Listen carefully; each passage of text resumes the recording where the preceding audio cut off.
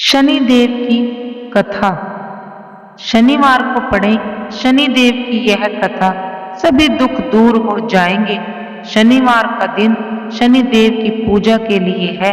जिनकी कुंडली में शनि दोष, शनि की 7.5 या ढैया होती है, उनको शनिवार का व्रत करना चाहिए और शनिवार व्रत कथा पढ़नी चाहिए। यदि आप शनिदेव की कृपा के पात्र बनना चाहते हैं तो आपको श्वान मतलब कुत्तों की सेवा करनी चाहिए।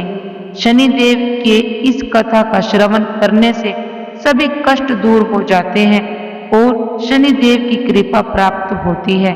आइए जानते हैं शनिदेव की इस कथा के बारे में। शनिवार व्रत कथा। एक समय की बात है, सभी ग्रहों में सर्वश्रेष्ठ होने को लेकर विवाद हो गया।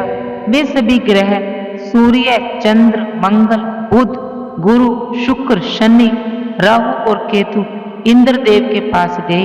वे भी निर्णय करने में असमर्थ थे, तो उन्होंने सभी ग्रहों को पृथ्वी पर राजा विक्रमादित्य के पास भेज दिया, क्योंकि वे एक न्यायप्रिय राजा थे। सभी ग्रह राजा विक्रमादित्य के पास पहुंचे और अपने विवाद के बारे में बताया।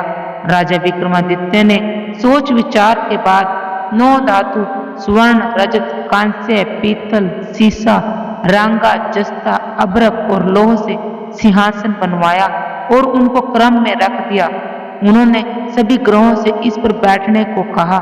साथ ही कहा कि जो सबसे बाद में बैठेगा वह सबसे छोटा ग्रह होगा।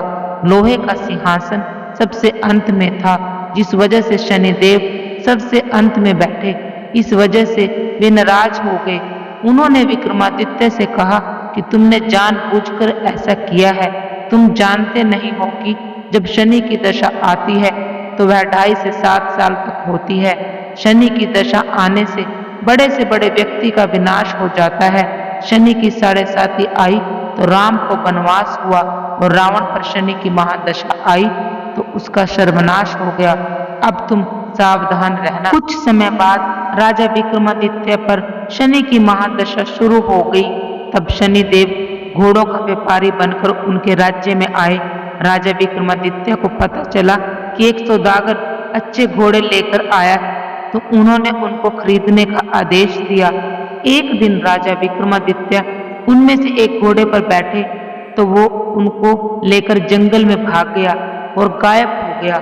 राजा विक्रमादित्य का बुरा वक्त शुरू हो गया। भूख प्यास से वे तड़प रहे थे, तो एक ग्वाले ने पानी पिलाया तो राजा ने उसे अपनी अंगूठी दे दी। फिर नगर की ओर चल दिए। एक सेठ के यहाँ पानी पिया और अपना नाम उज्जैन का बीका बताया। सेठ बीका को लेकर घर गया।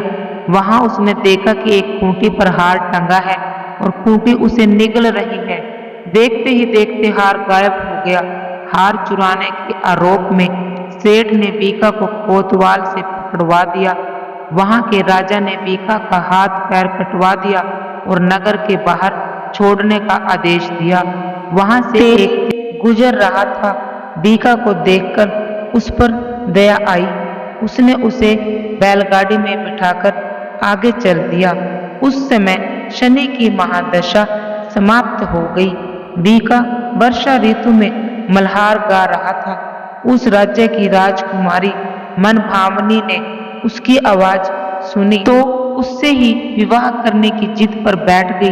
हारकर राजा ने बेटी का विवाह बीका से कर दिया। एक रात शनिदेव ने बीका को स्वप्न में दर्शन दिए और कहा कि तुमने मुझे छोटा कहने का परिणाम देख लिया।